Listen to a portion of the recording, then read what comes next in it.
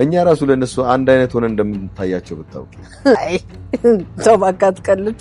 አዎ ማርቲ የሚገርምሽ እኮ እኛም ለነሱ አንድ አይነት መስለን እንደምንታያቸው ሁሉ መንግስታቸው እንዴት ነው የሚለያቸው ሊሉን ሁሉ ይችላሉ። ይሄ በጣም ይገርማል። አዎ ማርቲ የሚገርምሽ እኮ እኛም ለነሱ አንድ አይነት መስለን እንደምንታያቸው ሁሉ መንግስታቸው እንዴት ነው የሚለያቸው ሊሉን ሁሉ ይችላሉ። የሚገርም ነው አይደል? ወይ ይልቅ ዛሬ ሰላምዬ የሆነ ነገር ብሎ ሰላም አለች። ስሚ ደግሞ ከናታ ጋር የሚያሞጣ ሙጥሽ ነገር ብታውቁ ምን ይሻልሽ? ቆይ ስንቴ ልንገርሽ? ምን አልኩሽ? ራስሽ አይደለሽ እንደ ከጎኑ ተለጥፈሽ አመሸሽ? አዎ እኔ ኤቢ የምፈልገው ነገር ሳላገኝ ቀርቻለሁ እና ደግሞ ናታን የኔ ብቻ ነው። አዎ ያንቺ ምንሽ ነው ገበያ አውጥተሽ ትንጭ? ምን ማለት ነው? አይ ማለት ነው አመዳሽ የግሌ ነው እና ደግሞ ስሚ እና አባዬ እንደሸወዳችሁ ነው የምትሸውዱኝ እንዳይመስላችሁ እሺ? አንድ ቀን አባዬ ፊት አጋለጣችኋለሁ እሺ? አሁን እኔ ብቻ ነው ታያለሽ ነው ሰሽሞ ሌላ ወሬ ታወራለሽ። ዝም በይ። ዝም ባለ ምን ታመጫለሽ?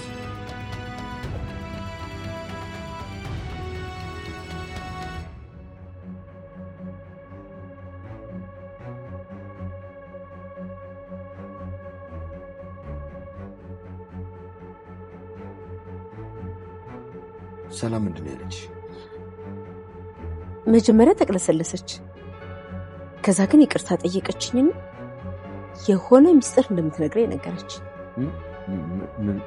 ማለት ቆይ ምንድን ነው የምትነግርሽ? ዳሬ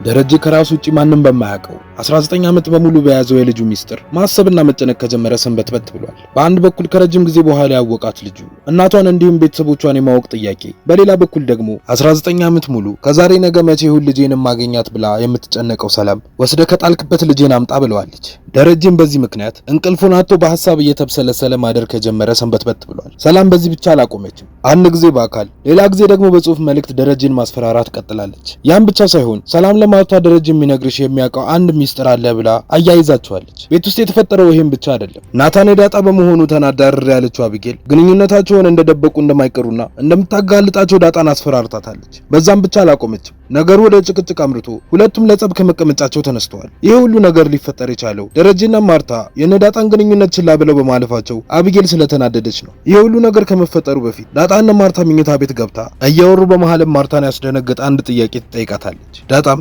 አንቺ እናቴ ነሽ እንዴ ብላ ነበር የጠየቀቻት። ማርታም ግራ ተጋብታ ማለት ቆይ ምትዩ ነገር እኮ አልገባኝም፣ ምንድነው የፈለግሽው? አንቺ ለማለት የፈለግሽው የወለድሽኝ እናቴ አንቺ ነሽ ለማለት ነው ብላ ስትላት ዳጣም አይ ማለቴ ማጊ ብላ መንተባተብ ስትጀምር ማርታም ቆይ እናትሽን አታውቂያትም እንዴ? የሆነ ነገር ግን ሆነሻል። ቆይ በግልጽ ለምን አትጠይቂኝም? ምንድነው የፈለግሽው ብላ ስትላት ዳጣም እሱ ጋር ልተኛ እግርሽ ላይ ብላ ትጠይቃታለች። ማርታም ማዘን ብላ ምን ነው ዳጣዬ ከልጆች ያሳንሽ ያጎደልኩብሽ እንዴ? ደረጀም ቢሆን እኮ እንደ ልጁ ነው የሚያይሽ። ምናልባት ሳላውቅ አስከፍቼሽ ይሁን እንዴ ባዳነት ተሰማሽ ብላ ስትላት ዳጣም እንደዛ አታስቢም ማዬ፣ በቃ እግርሽ ላይ ብቻ ልተኛ ትላትና ፈጠን ብላ እግሯ ላይ ትተኛለች። በዛን ሰዓት ናታንና ደሬ መኪና ውስጥ ተቀምጠው ስለ ዳጣና ስለ ናታን ግንኙነት እያወሩ ነበር። ደረጀም ቀጥሎ ይሄ ነገር ጥሩ እንዳልሆነና እድሜያችሁም እንዳልሆነ ነግሬሃለሁ ናታን፣ ግን ደግሞ ከዳጣም ጋር ስታወሩ በደንብ ሰምቻቸዋለሁ። እንዳትዋሸኝ ናታን፣ እኔ እንደ አባትም እንደ ወንድ ልጅም እረዳሃለሁ። ዳጣን ወዳሃታል አይደል ብሎ ቢጠይቀውም ናታን ግን በመሃላቸው ምንም እንደሌለ በዚህ ጉዳይም ሊያምነው እንደሚገባ ምናልባት እንኳን ያን ቢፈጠር በወግ በማረጉ በስርዓቱ ነው እንጂ እንደዚህ በድብቅ መሆን የሚችል ነገር አይደለም ይለዋል። ደረጀም ቀጥሎ በእርግጥ ልክ ነህ እና ደግሞ አንተን የምትሰለ ጨዋ ልጅ መዛመድ የማይፈልግ ሰው የለም፣ ግን ሁሉም ነገር በሰዓቱና በጊዜው ቢሆን ነው የሚሻለው ይለውና መክሮት ይለያያል። በነጋታውም ውሃ ናታንና ዳጣ ሆነው ግቢያቸው ውስጥ ሲጫወቱ ደረጀ ደግሞ ከፎቅ ላይ ሆኖ እየተመለከታቸው ነበር። ቀጥሎም በውስጡ ከራሱ ጋር ማውራትና ማብሰልሰል ይጀምራል። አሁን ይሄን የመሰለ ቤተሰብ ችግር ውስጥ መግባትና መበታተን ይገባዋል? በፍጹም። ይሄ ቤተሰብ ደስተኛ ሆኖ ነው መኖር ያለበት። ሰላምም ልጇን ዳጣም እናቷን ማወቅ መቻል አለባቸው። ግን እንዴት? አምላኬ ሆይ እንዴት ነው ይሄንን ማድረግ የምችለው? ግራ ገባኝ እኮ። ለማርታ ይሄንን ነገር ብነግራት ምን ልትወስን ትችላለች? ግፊቷ ከፍ ብሎ ላጣ ትችላለሁ። የሷ ህይወት በአጠቃላይ ልጆቿ ናቸው። በፍጹም ይቅር አትለኝም አምላኬ። ምን ላድርግ? እባክህን መንገዱን ምራኝ። ይህንን የህይወቴን ጥልፍልፍ ፍታልኝ። ለእነዚህ ልጆች ስትል ከዚህ ሁሉ ጉድ አውጣኝ እያለ ባለበት አቢጌል ትመጣና ምንድነው አባዬ የተጨናነክ ትመስላለህ ብላ ስትለው ዳሪም ለኔ ያስበሽ ነው? ይኸውልሽ አቢጌል ማወቅ ያለብሽ ነገር ይሆናል የተባለ ነገር ሁሉ አይሆንም። እውነት ነው የተባለም ነገር ሁሉ ግዴታ መውጣት የለበትም። ይኸውልሽ ባጭሩ አንቺ እዚህ ቤት ውስጥ ሰው ገለሽ ስትቀብሪ ባይ አሳልፌ አልሰጥሽም። አንቺ እንዳትጋለጪ ህይወቴንም ቢሆን አሳልፌ እሰጥሻለሁ። እውነት ማለት ይሄ ነው። የኔ እውነት አንቺ ገለሽ የቀበርሽውን ሰው ማውጣት ሳይሆን አንቺን ማዳን ነው። ይኸውልሽ ኤቢ አሁን አድገሻል፣ ትልቅ ሰው ሆነሻል። ግን እኔም በዛው ልክ በጣም አዝኜብሻለሁ ብሎ ጥሏት ይሄዳል። የዛኑ ቀን ምሽትም ላይ ደረጀና ማርታ መኝታ ቤታቸው ውስጥ ሆነው እያወሩ በመሃል ስማኝማ ብታይ ዛሬ እንዴት እንደደነገጥኩ ዳጣ መታልህ ድንገት ፍጥጥ ብላ እናቴ ነሽ ብላ አላለችኝም መሰለህ ብላ ስትነግረው ደረጀም ደንግጦ ምን ቆይ በምን ተነስታ ነው እንደዛ ያለችሽ ብሎ ሲላት የደረጀን ሁኔታ በደንብ ያስተዋለች ማርታ ግን ምን አስደነገጠ? እኔ እኮ በጣም ደስ ነው ያለኝ። እቺን የመሰለች የተርገበገበች ልጅ አግኝቼ ነው። ግን በቃ እናቷ ናፍቃትን መሰለኝ። ብታይ መታ አይኔን ስታይኝ እንዴት እንደጨነቀኝ አንጀቴን ነው የበላችኝ። መታ ራሷ ከውስጤ ውትፍ ስትል ውሃን የመሰለችኝ። ዳጣ በጣም የምታሳዝን ልጅ ናት። እናቷን ናፍቃ ይሆናል ብዬ እኔም ያለችኝን ነው ያደረኩላት ብላ ስትለው ደሬም ደግ አደረግሽ።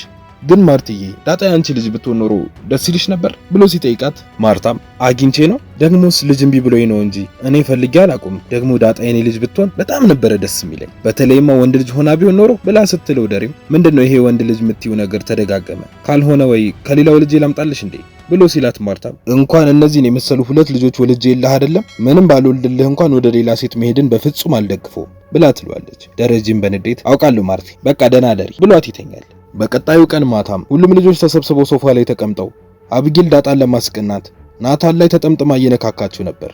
ደረጀና ማርታ ደግሞ በረንዳቸው ላይ ተቀምጠው የሆዳቸውን እያወሩ መጠጣቸውን እየጠጡ ነበር።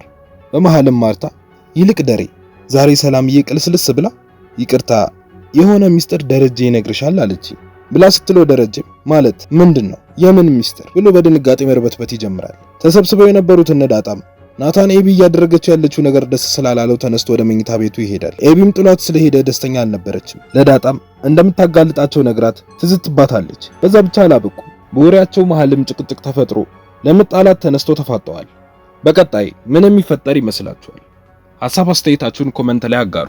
ቻናሉን ሰብስክራይብ፣ ቪዲዮውን ላይክ፣ ሼር በማድረግ ለብዙ ሰው እንዲደርስ አድርጉ። ቪዲዮ ስንለቅ በፍጥነት እንዲደርሳችሁ የደወል ምልክቱን መጫን አትርሱ። በቀጣይ ክፍል እስክንገናኝ እስከዛው በሰላም ቆዩ።